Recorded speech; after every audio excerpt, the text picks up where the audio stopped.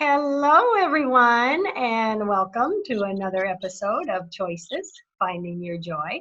Paula Vail here, and I am thrilled today to share with you once again a previous guest who I enjoyed so much and just had to have him back on the show. We have with us today Dr. Jacob Israel Lieberman. And he is an author, and his discoveries are in the fields of light, vision, and consciousness. He is going to share some absolute amazing information with everybody today. You're just going to be fascinated. First off, Doctor, I would like to say welcome. Welcome to the show. Great to see you again, Paula. Oh, thank you. I enjoyed you so much. For those of you who have not seen you on the show previously, share a bit of your background with us before we begin, if you would.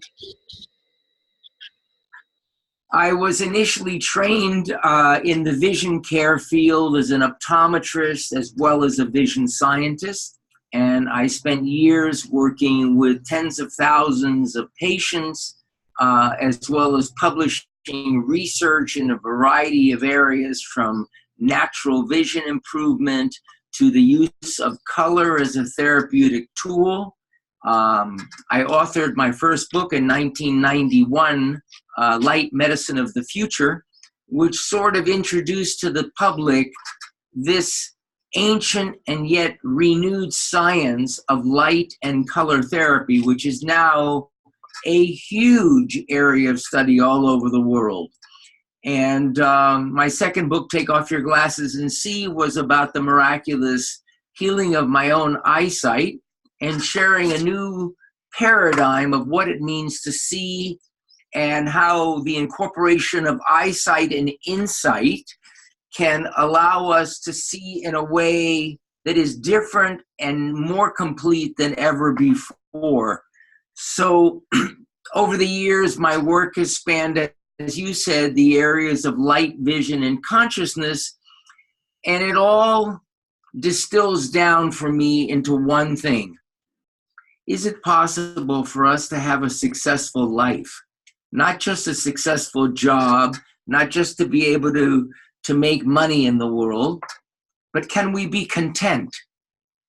Because we say health and happiness is the key to everything, but it's difficult to be healthy if you're not happy or content with life. And so a lot of my work has really distilled into helping people to uncover something which is naturally there, but normally almost invisible to most of us, about the way life works. And so for me, it's about recognizing that life always provides us what we need and is literally guiding us continually on the journey that we call our life. So we want to realize that we are being guided. Is that correct? Yes, absolutely. In the same way as the life of a plant is guided by light, we are literally also guided by light. I'm not speaking metaphorically. I'm not speaking metaphysically or spiritually. All of that is true, but I'm saying in actuality, our entire bodies, our life is guided by light. Every function of the body is light dependent. And what's catching our eye is literally looking for us, guiding us on our journey so we can fulfill our reason for being. Oh, I love it. I love it. And something that you have said, there is no doing, there is only being. So it's really not what we do, it's what we are and how we are in the moment. Explain that, please. Well, when you look around at Mother Nature, Do you see the trees doing anything? No. Are the animals doing anything? Or are they literally being animated? Does the earth animate its own spin? Or how is that being animated? We have planets that rotate in our solar system. What's animating those planets? What's animating the change of seasons, the tides? This is the same force that's animating the beating of our hearts, the breathing of our bodies, our hormonal releases. Everything that's happening in the body is being animated by the same animating force that's moving this universe. The idea that we are moving ourselves from place to place is really not based in fact. Our systems are continually receiving guidance from light. To give you an example, what I mean is everyone is aware that the eyes respond to light, but few are aware that every cell in our body has eyes. And those eyes are designed to detect and respond to the very smallest amounts of light. And light is literally invisible. So our bodies are continually, all of our cells are continually being guided what to do, when to do it, and to what degree, based on changes in the environment, light, darkness, and all the spectral characteristics. There's a reason we awaken in the morning and we sleep at night, and that's related to the light-dark cycle. But so is every other function of our body, continually adjusting itself so that it meets Mother Nature in a harmonious dance called life.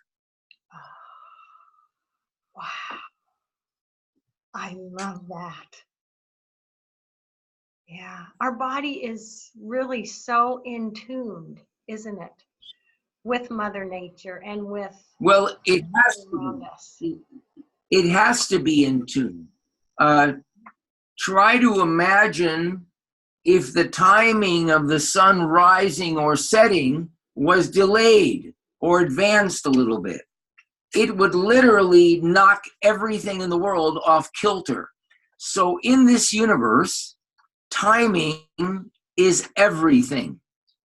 Timing is absolutely everything. And so when you look at the running of the body, you realize something. Our body knows precisely what it needs to do because of this guidance by light, well in advance of us being aware of anything going on. So by the time that we think we've made a conscious choice to do something, 10 or 11 seconds before that, our body is already moving in that direction. And so we have to really look carefully at this idea that we're making everything happen. Because in actuality, these are unconscious processes that are going on in order to maintain optimal health, and it's going on without us. We are the recipients of it. It's our attempt to interfere with it that literally is the cause of all of our distress. Wow. So how do we let go and allow more of that to guide us? How do we do that? The first thing is to realize is that none of our beliefs are true. You see, everyone's talking about, well, I believe this, and I believe this, and this is right, and this is wrong, and you need to let go of that belief and take on this belief. But go to Webster's dictionary or go to a thesaurus, look up the word belief, and you see that belief means the same as thought, idea, concept, theory. And then you look at the antonyms of belief, the words that mean the opposite of belief. And lo and behold, you find the word truth. In other words, beliefs are virtual, they're transitory, they're continually changing. But truths are constant. And so what we're really looking for in order to achieve optimal health and happiness is a level of truth beyond our beliefs. So the reason we experience so many maladies in our life, from physical illness on down, to a great degree, is that we live according to ideas that may sound very interesting, but have absolutely nothing to do with the running of life itself. So you said, how do we let go? Well, you know, when you were born, within a few seconds after you came out of your mother, the nurses in the room wrapped you up in a pink blanket. They didn't put you in a blue one because girls go in pink. Mm-hmm. And then you receive a name. It wasn't Paul, it was Paula, because you're female. What I'm sharing with you is from the time of your birth, you are continually being conditioned about how you are different from someone else. You see, a baby has no idea. They have no sense of gender. They have no sense of skin coloration. No baby is aware of being a certain religion or having a name or having any preferences for that matter. So a baby lives in oceanic bliss, which is what Sigmund Freud said, because it lives in a state of no preferences.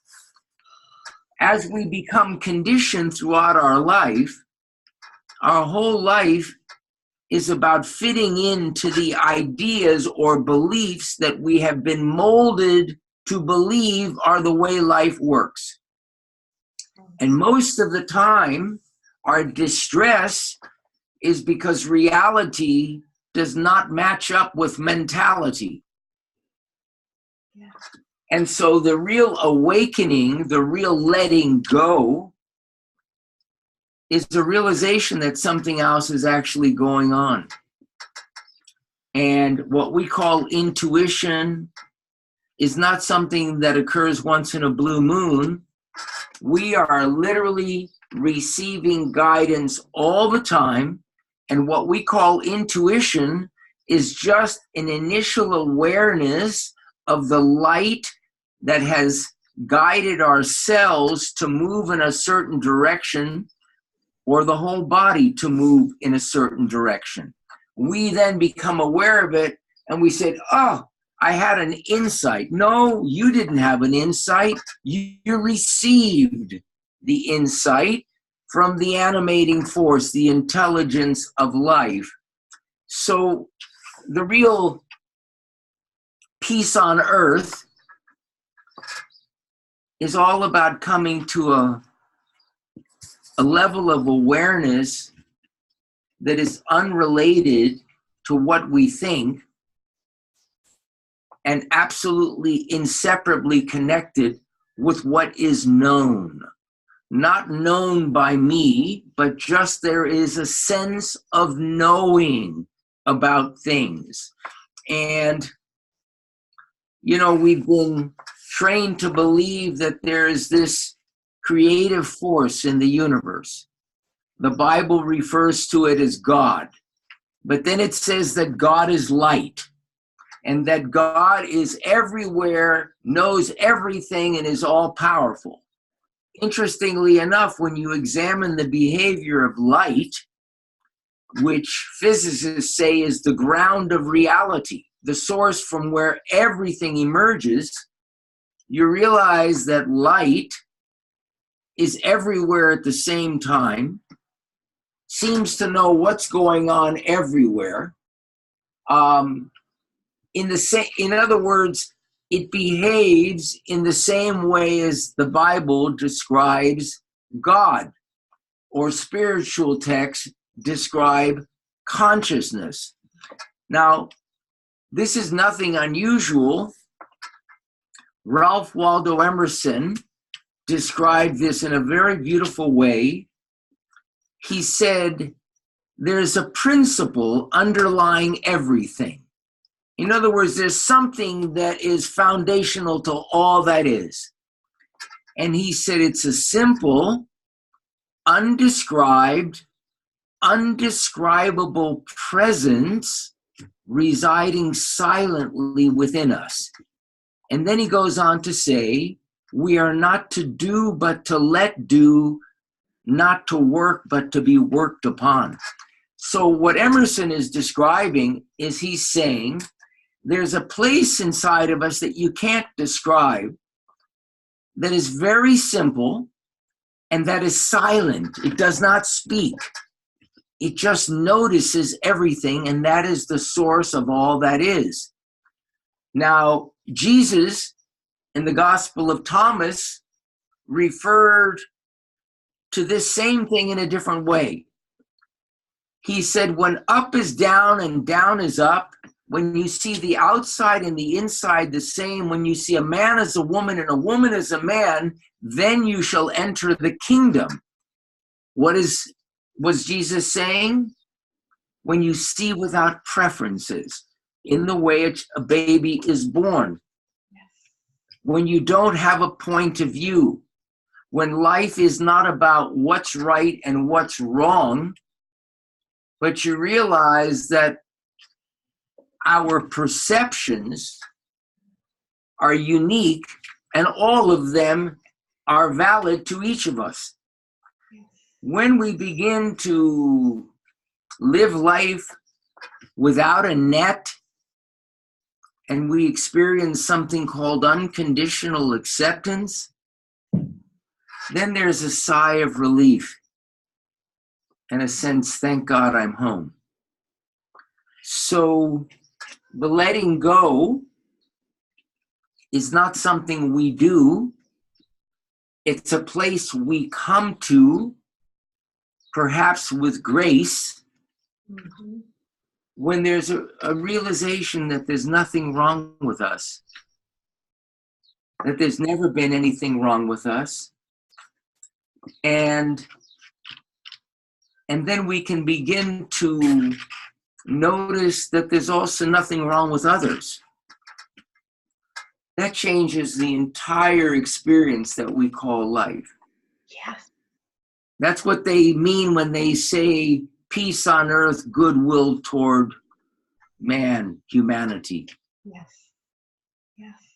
Because we can live our life thinking, well, we're this label and we're that label and we're this, when, you know, I love how you share that. We're just a being. We're just that energy. We don't have to be labels. Exactly. Live. I mean, try to imagine, you know, probably many of your listeners have different sorts of physical ailments. Some of them wear glasses. Some of them take drugs for cholesterol. Some of them have heart issues. Some of them have other things going on in their life. Some of them have relational issues going on. What happened if they woke up tomorrow morning and they looked in the mirror and they didn't know who was looking at them? They didn't know whether whatever was looking was man or woman, whether the name was Paul or Paula. There was no name. If you couldn't remember who you think you are, would those diseases remain, or would they disappear as the memory of them disappeared? Because what's holding things in place is the way we see things. And one of the things that Emerson was speaking about in his quote is that the source of our seeing is not our eyes. It's not even our brain. The source of our seeing is this state of presence or awareness. What is seeing within me is the same that is seeing within you. And that source of seeing has no point of view. It has no desire.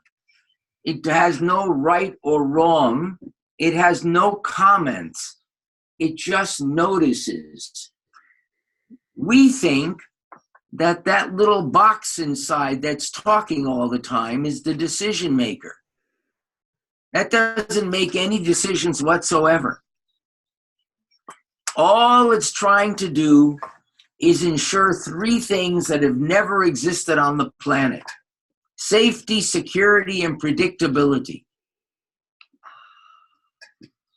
The reason we are continually aware when the mind is worrying is because our essence is observing it. We are not it, we are the observers of that activity. Mm-hmm. When we begin to recognize that we're not the continual chatter that's going on in the mind, but rather that which is aware of the chatter, all of a sudden our physiology just relaxes. You see, when you believe that you are the mind, every time the mind gets agitated, your physiology gets agitated. Every time the mind feels happy, your physiology is happy. But then you become an addict. You become addicted to something going on, to the mind feeling good so you can sleep at night. When you begin to recognize that we are only aware of this activity because our true essence notices it, then the mind can vacillate all day long, but you remain totally still. Yeah. So we separate ourselves from being that worry, being that emotion. We sit back and we observe it. Yeah, the reason we feel separate from it is we've been conditioned to do that our entire lives. Yes. Just like Pavlov's dogs in the experiment salivated when a bell went, even though there was no food, human beings are conditioned and have been conditioned for thousands of years. And it's almost impossible to get free unless you begin to realize the truth beyond the opinion. And, you know, before the show, we spoke a little bit about how color could be an important piece of this. Mm-hmm. One of the major discoveries I've made in my lifetime is that our response to color is a reflection of our response to life. Because life and light are inseparable, the way the colors we like are related to the aspects of life that we're at peace with, and the colors we dislike or recoil from are vibrationally the foundations of things in our life that continually trigger us into a stress response. So when we become comfortable with the colors that used to be uncomfortable, we become desensitized from the habitual triggers in life that create stress and dis-ease. So I've developed, this is the way I work with my clients that I mentor, but people can literally do this at home. I've created a kit called the Spectral Receptivity System, and it's a color therapy kit that is the current result of the last 50 years of research and working with thousands of people. And this kit contains a manual and 13 pairs of glasses and takes you on a protocol where you wear these glasses a little bit each day, not a long time. And very gradually, and before you even begin, you can actually see how you respond to some and respond to others, and how some make you nervous and some make you calm. Well, by going through the protocol, you gradually become comfortable with what used to feel uncomfortable. And when that happens with the colors, you notice something similar in your life. And so the things that used to trigger you and agitate you and create stress in your life, you gradually become more desensitized from that. Why is that important?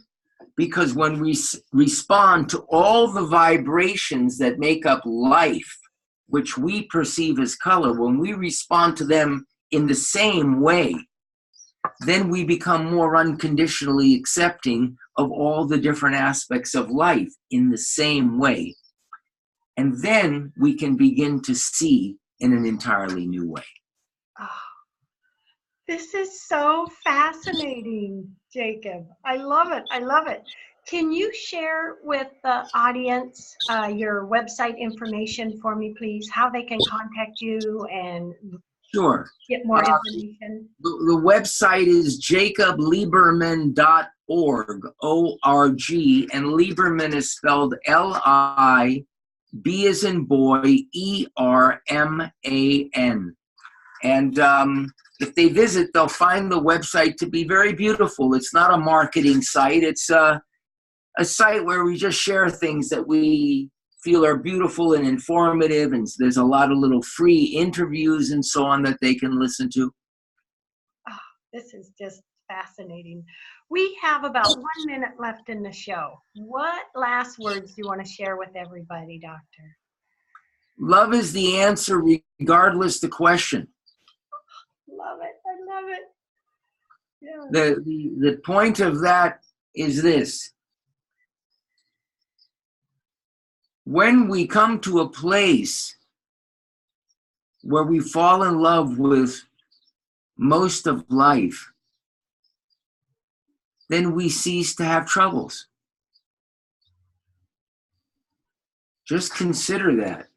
Most of our lives we're living in a world of I like this, I don't like that.